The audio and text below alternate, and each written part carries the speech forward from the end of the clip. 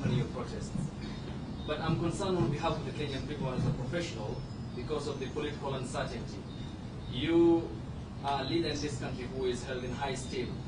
The president exercises authority from the people as it is happening at the moment. Just when will this uncertainty end? Because look, investments are dipping. The economic crisis in the country is one that Kenyans are unable at the moment to fathom. Investors can't have the heart to invest again in the country, and it's staining our reputation amongst the community of nations. Just when will the political establishment understand the need for sanity and stability for this country to progress? I guess you are addressing the question to the wrong person. You are actually dealing with the victim. And that question should be put squarely to Mr. Ruto and Mr. Gachagua. Because as you see, we ourselves are using the only tool available to us to talk to these people. We even offered to negotiate. We even appointed a team of negotiators. And you saw what they did. Despite appointing one of our members as their representative, and they did that on purpose. They did not want to have any negotiations. We have said that we are very ready to engage constructively in negotiations, but they have not shown any good faith in offering to negotiate. Other times, they've just been trying to buy time here and there. And that's why we actually resorting to this. This is the only option that's available to us. But for your information also, and for the information of the media generally, we have received very credible information that they are again planning tomorrow to go back to the Jubilee headquarters, to invade Jubilee headquarters with goons, to try to take it over. On the one hand, Mr. Ruto has been saying that he wants to see a strong opposition. That's why they've been saying that they want to create a position of a leader of opposition in parliament. At the same time, he's trying to cannibalize opposition.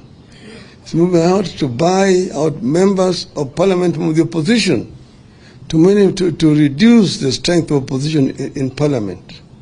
He's also trying to take over political parties in the opposition. Jubilee is a member of Azimio coalition.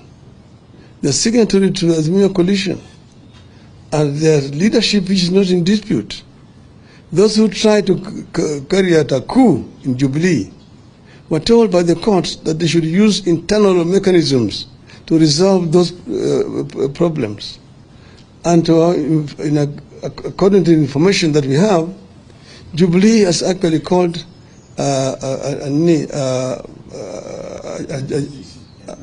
NDC, National Delegates Convention.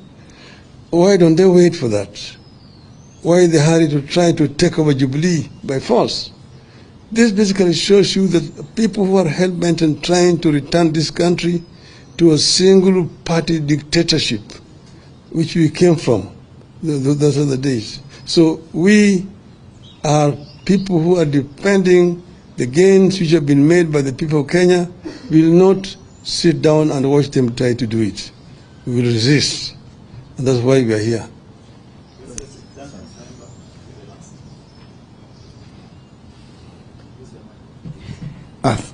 Thank you. My name is Duncan Haimba from NTV.